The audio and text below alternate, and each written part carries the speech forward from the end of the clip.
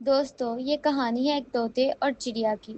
ایک سرسبز جنگل میں مٹھو نام کا ایک مغرور طوطا رہتا تھا۔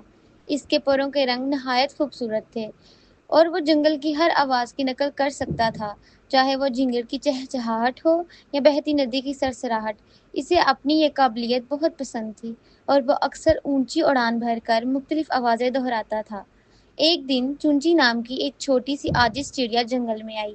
اس کے پروں کا رنگ سادہ تھا اور اس کی آواز بھی مٹھو کی طرح نہ تھی، لیکن چونچی نہایت مہربان تھی اور نئے دوست بنانے میں دلچسپی رکھتی تھی۔ اس نے مٹھو کی قابلیت کو سراہا اور اس کے پاس گئی۔ مٹھو، تم واقعی کمال کے ہو۔ کیا تم مجھے بھی ایسی آوازیں نکالنا سکھا سکتے ہو جیسے تم نکالتے ہو؟ مٹھو نے اپنے سینے کو فخر سے پھیلایا۔ تم مجھ سے سیکھنا چاہتی ہو؟ تم تو صرف ایک چھوٹی سی چڑیا ہو۔ میری قابلیت خاص ہے اور میرے پاس تم جیسے کو سکھانے کا وقت نہیں ہے۔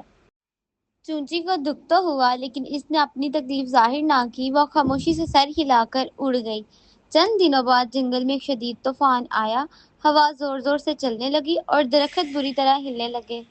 بہت سے پرندے پناہ لینے کے لیے محفوظ مقامات پر چلے گئے، لیکن مٹھو اپنے غرور میں یہ سمجھ بیٹھا کہ وہ اپنے پسندیدہ درخت کی شاخ پر محفوظ رہے گا۔ طوفان جیسے جیسے بڑھا، مٹھو کا توازن بگڑ گیا اور وہ زمین پر گر گیا، جس سے اس کا پر زخمی ہو گیا۔ وہ واپس اڑ کر محفوظ جگہ پر نہیں جا سکا اور مدد کے لیے پکارنے لگا، لیکن جنگل میں عجیب سی خاموشی تھی۔ جب اسے لگا کہ کوئی نہیں آئے گا، چونچی وہاں پہنچی۔ مٹھو، فکر نہ کرو، میں تمہاری مدد کروں گی، چونچی نے نرمی سے کہا۔ کہ مٹھو نے پہلے اس کے ساتھ غرور کا برتاؤ کیا تھا، چونچی نے ایک لمحہ بھی ضائع نہیں کیا تھا۔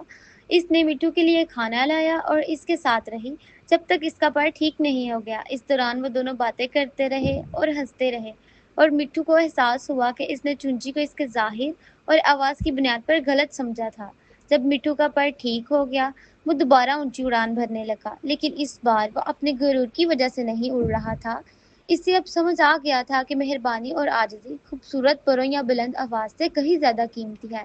اس دن کے بعد مٹھو اور چونچی بہترین دوست بن گئے۔